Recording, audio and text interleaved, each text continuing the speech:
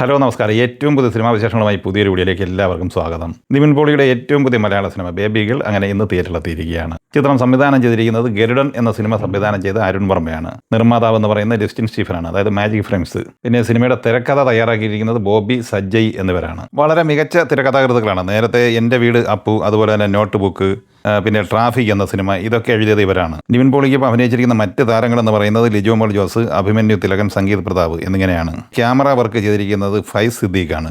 Editing ജോലികൾ ഷൈജിത്ത് കുമാരൻ. സംഗീത സംവിധാനം നിർവഹിച്ചിട്ടുള്ളത് സാംസിയസ് ആണ്. നിലവിൽ റെഗുലർ ഷോയ്ക്ക് ശേഷം പുറത്തു വരുന്ന റിപ്പോർട്ടുകൾ അനുസരിച്ച് ഈ സിനിമയ്ക്ക് average, above average, decent, positive അഭിപ്രായം എന്നിങ്ങനെ മിക്സഡ് രീതിയിലുള്ള അഭിപ്രായഗതികളാണ് ഉയർന്നു വന്നിട്ടുള്ളത്. എന്തായാലും സിനിമ മോശമാണ് എന്നുള്ള രീതിയിലേക്ക് ഒരു അഭിപ്രായം വന്നിട്ടില്ല. അപ്പോൾ 2025 അവസാനത്തിൽ സർവ്വമായയിലൂടെ 100 കോടി ക്ലബ്ബിൽ എത്തപ്പെട്ട് ബ്ലോക്ക് ബസ്റ്റർ വിജയം നേടിയെടുത്ത നിവിൻ പോളിക്ക് 2026 തുടക്കത്തിലും മികച്ച നേട്ടം കൊയ്യാൻ കഴിയും എന്ന് തന്നെയാണ് സിനിമയുടെ വിവിധ തിയേറ്ററുകളിൽ നിന്ന് വരുന്ന അഭിപ്രായം അനുസരിച്ചും പിന്നെ റിവ്യൂസ് നടത്തിയിരിക്കുന്ന അഭിപ്രായം അനുസരിച്ചും ഒക്കെ മനസ്സിലാക്കാനാകുന്നത്.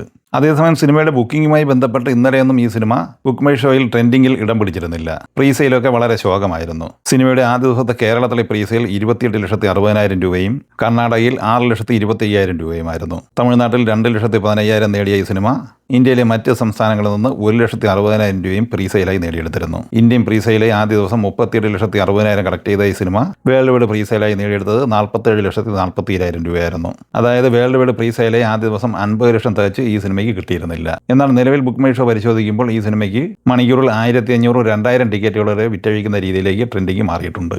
എന്നാൽ നിവിൻ പോളി നായകനെ അഖിൽ സത്യൻ തിരക്കഥ സംവിധാനം ചെയ്ത് 2025 ഡിസംബർ 25 ക്രിസ്മസ് റിലീസായ തിയേറ്ററിൽ ബ്ലോക്ക് ബസ്റ്റർ വിജയം നേടിയ സർവ്വമായ എന്ന സിനിമ ഈ വരുന്ന ജനുവരി 30 ജിയോ ഹോട്ട്സ്റ്റാർ വഴി OTT സ്ട്രീമിംഗ് ആരംഭിക്കുകയാണ്. ഇന്ന് വന്ന റിപ്പോർട്ട് അനുസരിച്ച് മലയാളം, തമിഴ്, തെലുങ്ക്, കന്നഡ, ഹിന്ദി എന്നിങ്ങനെ 5 ഭാഷകളിലായാണ് ഈ സിനിമയുടെ സ്ട്രീമിംഗ് ആരംഭിക്കുന്നത്. അതേസമയം സിനിമയുടെ കളക്ഷനുമായി ബന്ധപ്പെട്ട വിവരങ്ങൾ പുറത്തു വരുമ്പോൾ ഇന്നലെ വരെയുള്ള 29 ദിവസം കൊണ്ട് കേരളത്തിൽ 75,75,00,000 രൂപയാണ് സിനിമ നേടിയെടുത്തിട്ടുള്ളത്. സിനിമയുടെ വേൾഡ് വൈഡ് കളക്ഷൻ റിപ്പോർട്ടും പുറത്തു വന്നിട്ടുണ്ട്. 146,40,00,000 രൂപയാണ് ഈ സിനിമ സ്വന്തമാക്കിയത്. ഇന്നലെ ജനുവരി 22 വ്യാഴാഴ്ച തിരളത്തി പോസിറ്റീവ് അഭിപ്രായം നേടുന്ന മലയാള സിനിമയാണ് ചത്ത പച്ച. അർജുൻ അശോകൻ, റോഷൻ മാത്യു, വിശാഖ നായർ, മമ്മൂട്ടി എന്നിങ്ങനെ താരനിരയുള്ള ഈ സിനിമ അദ്വൈത് നായരാണ് സംവിധാനം ചെയ്തിട്ടുള്ളത്. ഈ സിനിമയുടെ ആദ്യ ദിവസത്തെ കേരള കളക്ഷൻ റിപ്പോർട്ട് പുറത്തു വരുമ്പോൾ 3,70,00,000 രൂപയാണ് കേരളത്തിൽ സ്വന്തമാക്കിയിരിക്കുന്നത്. ഈ സിനിമയുടെ ആദ്യ ദിവസത്തെ വേൾഡ് വൈഡ് കളക്ഷനുമായി ബന്ധപ്പെട്ട് കൃത്യമായ വിവരങ്ങൾ പുറത്തു വന്നിട്ടില്ലെങ്കിലും നിലവിലെ സൂചനകൾ അനുസരിച്ച് ഈ സിനിമ ലോകമെമ്പാടുമായി 6.7 കോടി റേഞ്ചിൽ ഓപ്പണിംഗ് നേടിയെടുക്കാനാണ് സാധ്യത. നിലവിൽ ഈ സിനിമയ്ക്ക് മണിക്കൂറിൽ 5,000 ടിക്കറ്റുകളാണ് ബുക്ക് മൈ ഷോയിലൂടെ വിറ്റഴിച്ചുകൊണ്ടിരിക്കുന്നത്. എന്നാൽ ബുക്ക് മൈ ഷോയിൽ വമ്പൻ ട്രെൻഡിംഗ് കാണിക്കുന്നത് ബോർഡർ 2 എന്ന ബോളിവുഡ് സിനിമയാണ്. 1997 തിയേറ്ററിലെത്തിയ JP ദത്തയുടെ ബോർഡർ എന്ന സിനിമയുടെ രണ്ടാം ഭാഗമായി തിയേറ്ററിലെത്തിയ ഈ സിനിമ സംവിധാനം ചെയ്തിട്ടുള്ളത് അനുരാജ് സിംഗ് ആണ്.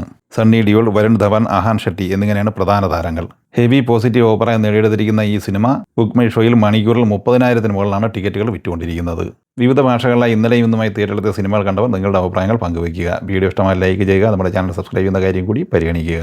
വീഡിയോയുടെ നോട്ടിഫിക്കേഷൻ ലഭിക്കാൻ ബെല്ലൈക്കൺ കൂടി എനേബിൾ ചെയ്യുക. പുതിയ മറ്റൊരു വീഡിയോയുമായി വീണ്ടും കാണാം. എല്ലാവർക്കും ഒരിക്കൽ കൂടി നന്ദി, നമസ്കാരം.